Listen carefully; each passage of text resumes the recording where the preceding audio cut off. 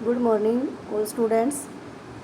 आज मैं आपको +1 क्लास में अभिव्यक्ति और माध्यम का क्वेश्चन नंबर 7 और 8 करवाने जा रही हूँ। क्वेश्चन नंबर 7 है आपका कि संचार जो है वो दो धारी अस्त्र है, यानी कि दो तरह का अस्त्र है।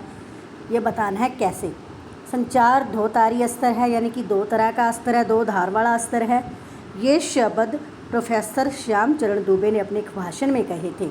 उन्होंने जनसंचार के माध्यम के लाभ और हानियों पर प्रकाश डाला था। जनसंचार के माध्यम से समाज का बहुत अधिक विकास हुआ है और विकास संभव भी है। जनसंचार माध्यम को सही दिशा निर्देश देकर नए नए जीवन के मूल्य, नया विकास, नई प्रगति, इन सब के रास्ते यानी कि मार्ग खोले जा सकते हैं। इनकी सहायता से लोगों को नए लक्ष्य, कार्यक्रम ये सब स्वीकार करने या अपनाने के लिए प्रेरित किया जाता है। मनोरंजन के साथ साथ विकास के संदेश भी बड़े सार्थक ढंग से जनसाधारण यानी कि आम जनता तक भी इन्हें पहुंचाया जा सकता है। जनसंचार जो माध्यम है, यह हमारे सामने एक तस्वीर का रूप है, एक तस्वीर का पक्ष है, यानी कि इस तस्वीर का एक दूसरा पक्ष भी हो सकता है। जनसंचार माध्यम जो है वो की संभावनाओं के साथ साथ यानी यदि इसका सही यानी कि सदुपयोग किया जाए तो ये बहुत अच्छा साबित हो सकता है। अगर इनका गलत हाथों में प्रयोग, अगर इनका कोई गलत हाथ करने लग जाए तो यह समाज और देश के लिए बहुत बड़ा घातक या बहुत बड़ा खतरा सिद्ध हो सकते हैं। यह वह अस्त्र है जिसका सदुपयोग और दुरुपयोग दोनों हो सकते हैं। जनसंचार माध्यम का सदुपयोग देश और जनता के हित में हो सकता है। अगर इसका दुरुपयोग किया जाए तो यह बहुत बड़ा घातक बन सकता है, बहुत बड़ा खतरा जनता के लिए बन सकता है। जनसंचार माध्यम एक दोधारी अस्त्र के समान है, इसलिए इसका उपयोग बड़ी सावधानी से और सूझबूझ से करना चाहिए। उसके बाद है क्वेश्चन नंबर 8।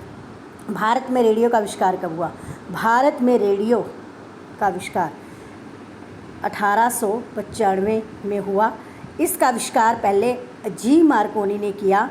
1936 में हमारे यहाँ भारत में रेडियो स्टेशन की स्थापना हो चुकी थी, किंतु भारतवर्ष जब आज़ाद हुआ तब तक रेडियो एक जनसंचार माध्यम के रूप में पूरे देश में फैल चुका था। यानी कि ये रेडियो एक धर्मनिरपेक्ष था, लोगों के हित के लिए था।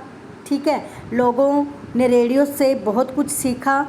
रेडियो ने जनता को शिक्षित करने के साथ साथ उन्हें सूचनाएं, मनोरंजन आदि की भी महत्वपूर्ण जानकारी दी। ये लोगों के हित के लिए महत्वपूर्ण भूमिका निभाता रहा। यह देश के निर्माण में सहायक सिद्ध हुआ। लोगों को देश की खबरों का, देश में क्या हो रहा है, मनोरंजन का, इन सब चीज़ों का पता चलना शुरू हुआ। यानी कि लोगों के निर्माण को सही ढंग से लाने के लिए रेडियो ने बहुत बड़ी अहम भूमिका निभाई। वर्तमान में आकाशवाणी में जो अब हम हैं उसमें रेडियो में 22 भाषाओं में 146 बोलियों में कार्यक्रम प्रस्तुत किए जा रहे हैं। देश में सरकारी हो या कोई गैर सरकारी स्तर हो, ये चैनल काम कर रहे हैं। देश की जनता को मुख्य धारा से जोड़ने का काम जो रेडियो ने किया है वो कोई नहीं कर सकता। ये दोनों क्वेश्चन बेटा आपने राइट भी करने हैं और लर्न भी करने हैं। धन्यवाद।